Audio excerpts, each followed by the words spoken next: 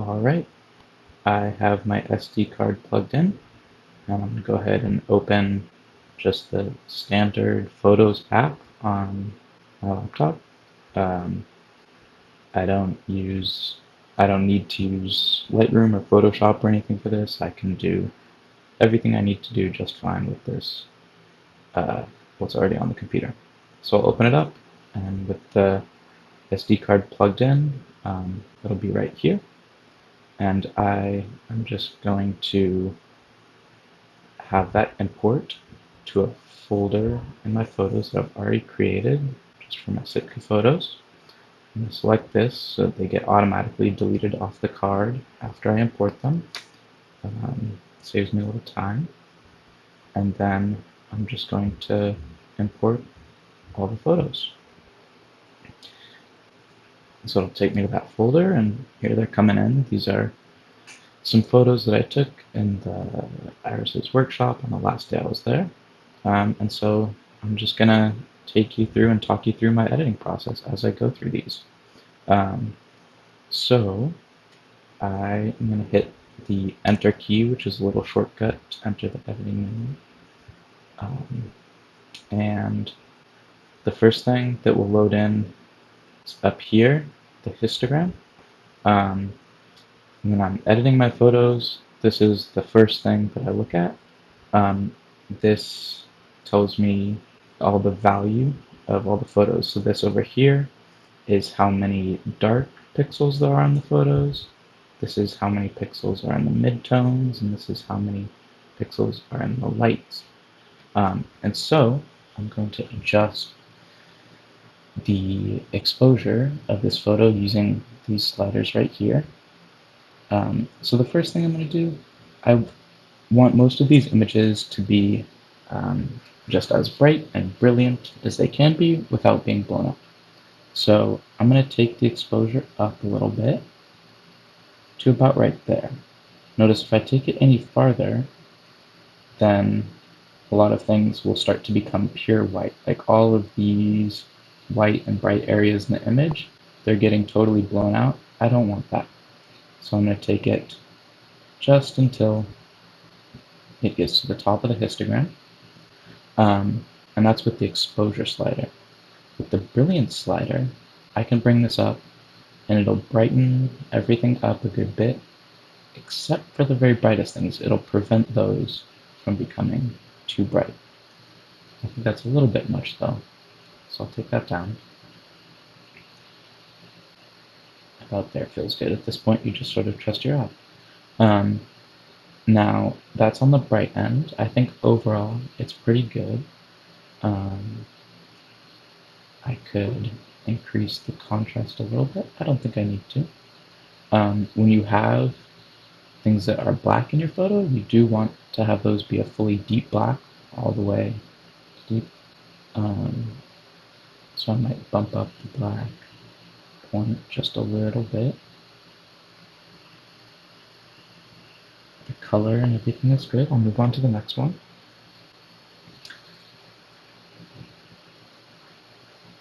Alright, and bring up the exposure and the brilliance. For a lot of the photos you'll take, that's about all you need to do. And it's good when you have a lot of photos. You just make a few quick changes and move on.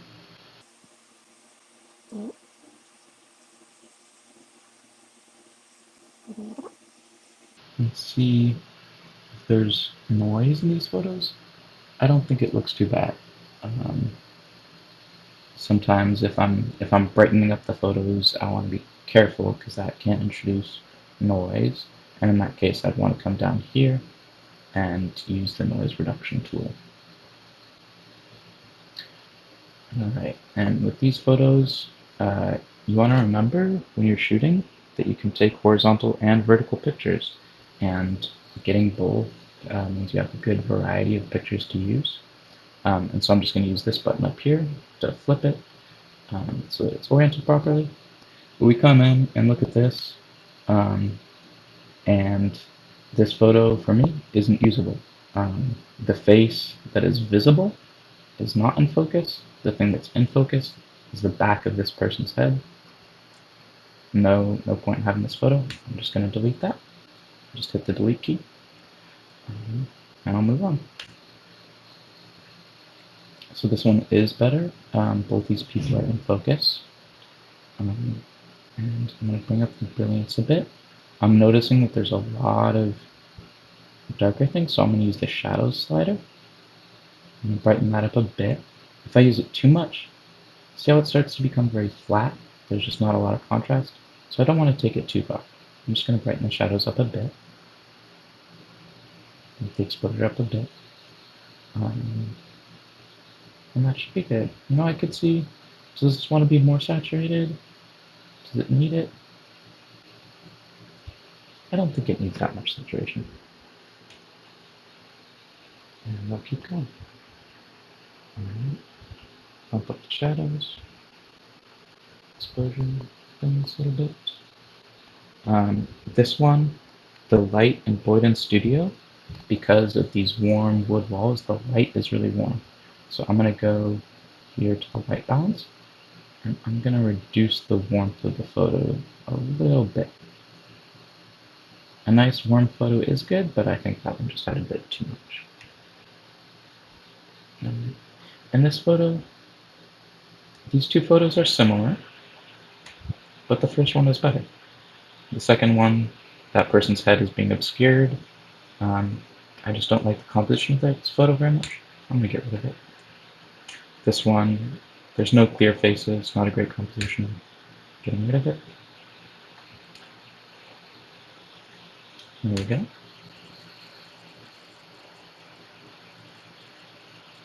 Here I can tell I want to bring the shadows up a bit. Bump up the brilliance and the exposure. And second thought, I'm going to take the shadows back down a little bit. I think shadows are important for being able to see details. I don't like that this is where the real point of focus is. This is where it's most in focus. The person's face is a little bit less out of focus. I prefer to have it the other way around, but I think the photo is still worth keeping. So I'm going to stick with that. The other thing I can do, this person's face looks a little bit pink, so I'm just going to do them a favor and reduce that a little bit just with this selective color tool. I select the pink and I take the saturation all the way down, and that works pretty well. If I were to use it with the red, then that would take the red out of everything else. I don't want to do that, so I use the pink. Okay. This one, I can bring the exposure all the way up to the top. I might bring out the shadows. Increase the shadows. Increase the exposure.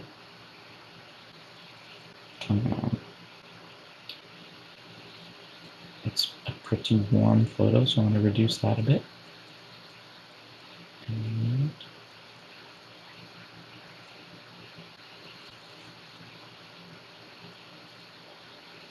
alright.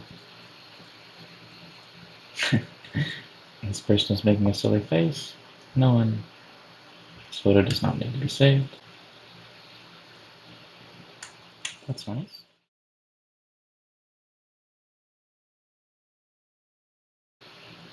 Like this. I'm not crazy about it. Everyone in the photo is kind of far away. This is nicer. I'm alright with this. And this, I think I'm going to change the composition a little bit. I think if I take it and I crop it, and this,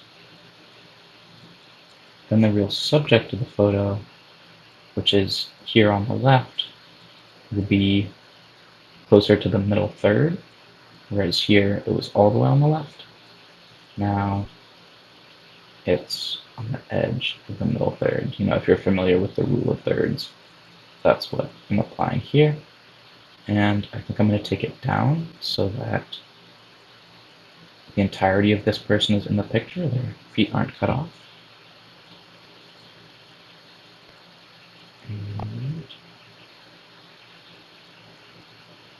think I'm happy with that. I moved it over a little bit so that this person wasn't cut off either. It's not good to have parts of things poking into the frame or big parts of things cut off by the frame. Okay. Right.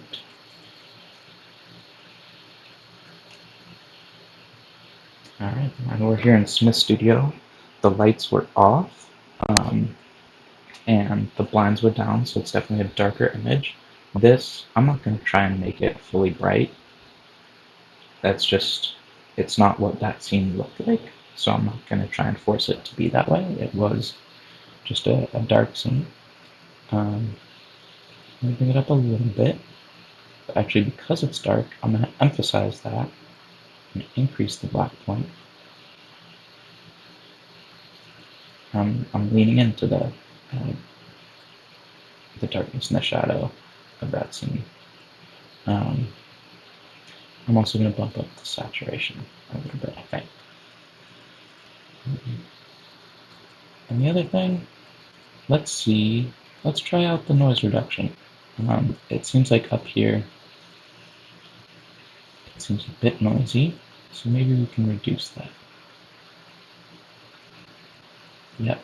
And this one, you select it, and then you want to give it a second to actually make the changes. It takes a minute for it to load.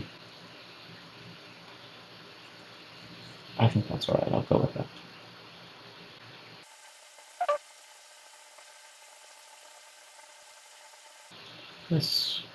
So this photo, I'm on the fence about.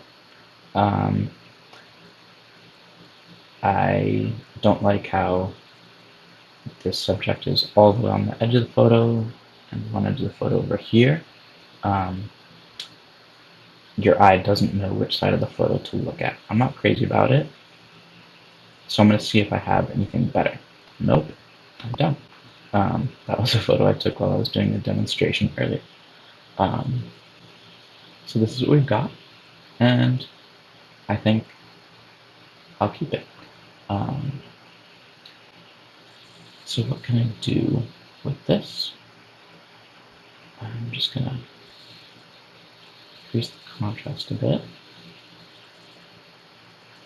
increase the saturation, and I think the warmth will help this photo. It felt a bit cooler. And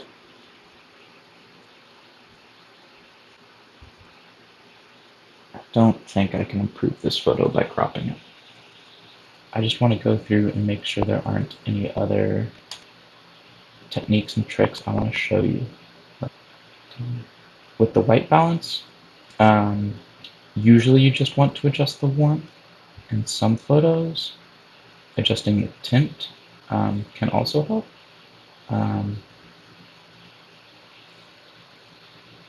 I often notice sometimes photos will look a bit too pink or magenta, and so I need to take that down a little bit. But that's not the case with this one.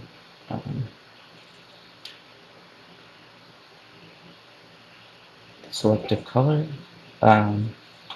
Sometimes if a photo is very noisy, in the black regions of the photo, the noise will be a bit of a purple or magenta color.